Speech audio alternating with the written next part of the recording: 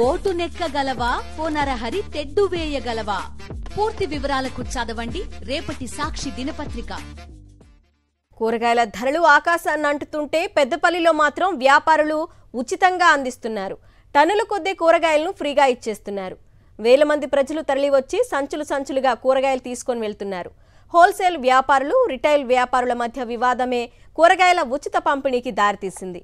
Retail వ్యాపారులు ప్రజలకు ఉచితంగా కూరగాయలు అందజేస్తున్నారు. హోల్సేల్ వ్యాపారులు రిటైల్గా కూరగాయలు అమ్మకూడదని నిబంధనలు ఉన్నాయి. అయినా సరే వారు చిల్లర విక్రయాలు సాగించడంతో రిటైల్ వ్యాపారులు ఆందోళనకు దిగారు.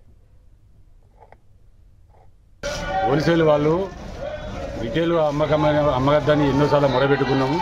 వాళ్ళు పావు కిలో కానుంచి వెళ్ళి అద్దపావు 10 రూపాయలు 5 రూపాయలు అని అన్ని విక్రయిస్తున్నారు. అమ్ముతుంటే మా మాలంతా మిగిలి ఖరాబ్ అయిపోతుంది. మీరు ఏం చేసుకుంటారో చేసుకోకపోయి మా ఇష్టం వచ్చిన మేము కూడా మీరేనా మాకు చెప్పేది కానీ వాళ్ళు ఇష్టం నానా బూతులు తిట్టున్నారు.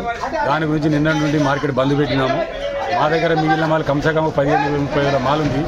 దాని గురించి మాలు వృధా కాకుండా ప్రజలకు పంపిణీ చేస్తున్నాము. పొద్దున్న నుండి ఇప్పటి వరకు 3-4 వేల మందికి పంపిణీ చేసినాము. వాళ్ళు కిలో 2 కిలోలు అమ్మద్దు, దాని వలన మాకు బాగా ఇబ్బంది ఉన్నది. వాళ్ళు కిలో 2 కిలోలు అమ్ముతారు, దాని వలన మాకు అదే రేట్ ఇస్తారు. చిల్లర కూడా అదే రేట్ అమ్ముతారు. దాని వలన మేము నిన్నటి నుంచి బంద్ చేసి ఉన్నాం. ఉన్న కూరగాయలు మొత్తం ఫ్రీలా పంచుతాను.